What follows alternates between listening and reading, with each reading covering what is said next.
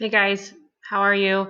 We're going to finish up chapter 31 today. We're going to talk about packaging and labeling. So on here, let me hide this. So on here, I just have some like labels that you can see. I also have like nutritional facts because that's usually part of the labeling that's on packaging. I kind of put this on here so you guys could see the packages, how bright and colorful they are. A lot of thought goes into packaging when companies are packaging their products. Functions of packaging. So the definition of packaging is the physical container or wrapping for products. So yeah, it's super important to have good packaging. Like I said, a lot of people recognize products because of their packaging, and sometimes consumers just pick a product because it's the one that looks the best. Which I know that sounds crazy, but that is the truth. So if you're like in the laundry detergent aisle and you don't really know what you're doing, you might pick the one that looks the best to you. A package represents the size, shape, and final appearance of the product at the time of sale. It's estimated that about 10% of the product's retail price is spent on the actual package, its design, and development. So it costs a lot of money to make a package look nice. So 10% is spent on that. Functions of packaging. The first is selling the product. I think probably that's the most important when we want to sell the product. The product has got to look good. We want to get it sold. So two different terms here is mixed bundling. So package in two or more different goods or services in one package. And then price bundling. Let me move myself over here.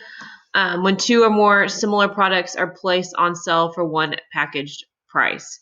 So sometimes I think about like if you are going to buy Rotel or not Rotel, Velveeta cheese, sometimes they'll have Rotel on sale along with the Velveeta. Or if you buy Velveeta, you get a Rotel free. So that would be like price bundling. Expedia, this is what their packaging looks like for their service. And then here is an example of like the mix bundling. So it's like a family meal. It's like you cut out the coupon and you can get that. So the next function is communicating the product. So basically we're trying to identify, we're showing the identity of the product. Promoting the item and color usage are super important with this one. So like I said, you want to communicate to the customer, you want it to look good, you want the color to be nice. Color is one of the main design elements for packaging because it can attract attention and project an image. So red. So if we use red, it's basically saying that it's sensible and dependable. Yellow makes package look larger. I always think about like happy, sun, it's warm. Blue packaging is usually known for cleanliness and the filling of knowledge. Green packaging usually like represents healthy or natural. White packaging is fresh. Black is usually like rich or a high status, or good quality. Providing information is the third thing. So directions, how to use the product, guarantees, if there's a guarantee for your product, nutritional information. So I showed you guys that at the beginning. So like those nutritional labels basically are just providing people with information, like what's in the product in case maybe you have allergies or something that is recommended. And also warnings. So I think about like little kids and medicines. So for me at my house, I have children's Tylenol and I have Tylenol because Cameron isn't old enough to take actual Tylenol yet. So there should be warnings on the bottle that says what ages should be taking it. Also, if like it's maybe a medicine, warnings about what you shouldn't be taking together, that would be like the warning. The next one is meeting customer needs. So convenience, functionality, family size, those would all be things that would fit under meeting customer needs.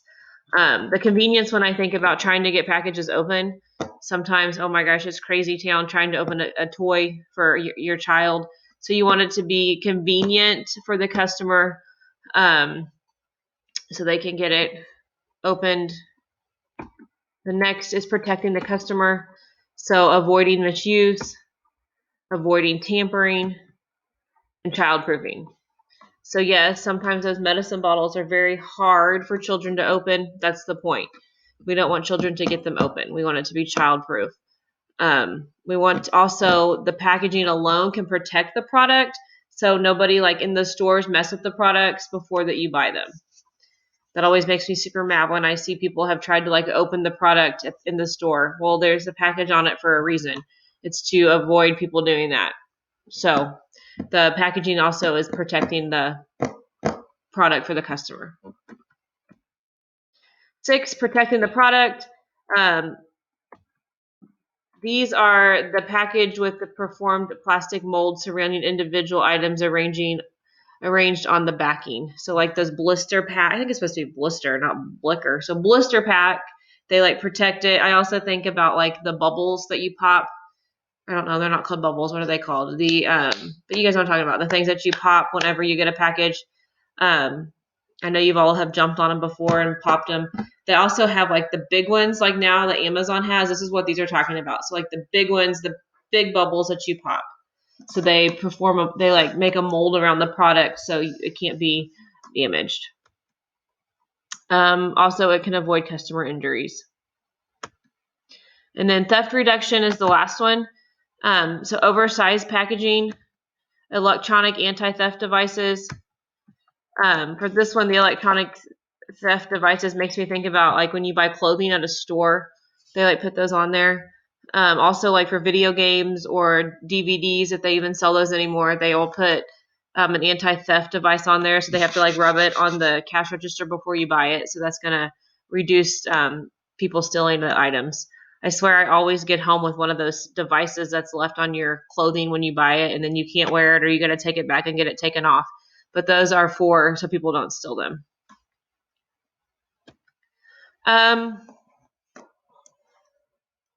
Contemporary packaging issues.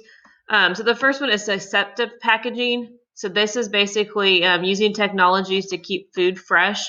So basically it sterilizes the package and the product. So it's the packaging around items that maybe need to be kept in the freezer or in the refrigerator, but the packaging helps protect them until you get it to the refrigerator. Environmental packaging. So consumers desire less waste. So reusable shopping bags maybe is an example.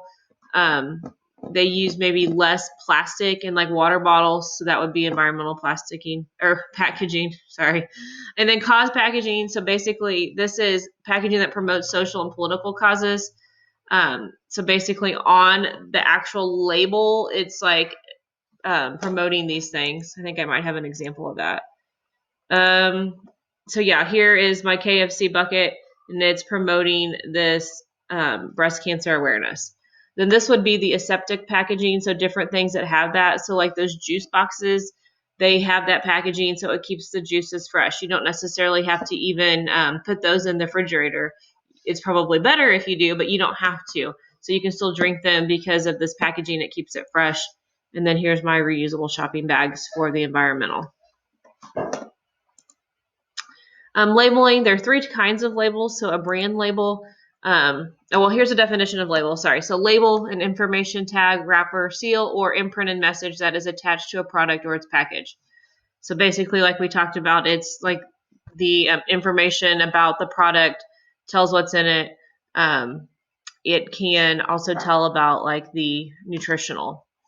So a brand label is the information tag on the product or package that gives the brand name, trademark, or logo. So the brand label is the brand, so where it says the brand on there. Descriptive label, this is a label that gives information about the product's use, construction, care, performance, and other features. So basically giving a description about the product. What is it used for? How do you care for it? And then grade label, this is a label that states the quality of the product, such as eggs. So sometimes on the eggs, it will say like what grade they are. So if the product can have a grade, that would be the grade label. It would tell on the product what the quality of the product is because of its grade. 3 agencies that make laws regarding U.S. about labels and details about each. So the first is the FDA.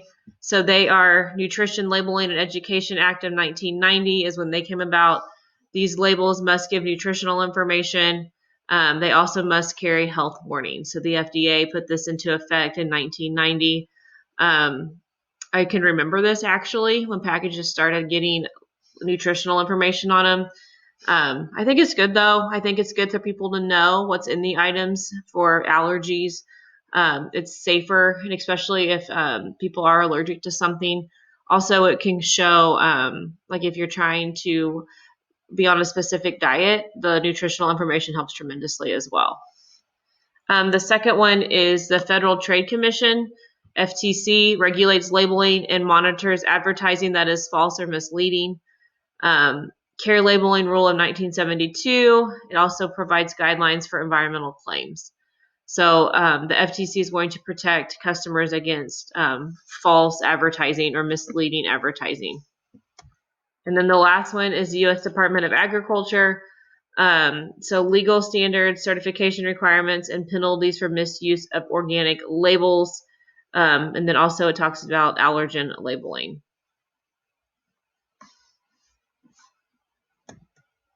Okay, that is it. Assignment. This is in the Google Classroom, and Miss White has one to give you guys.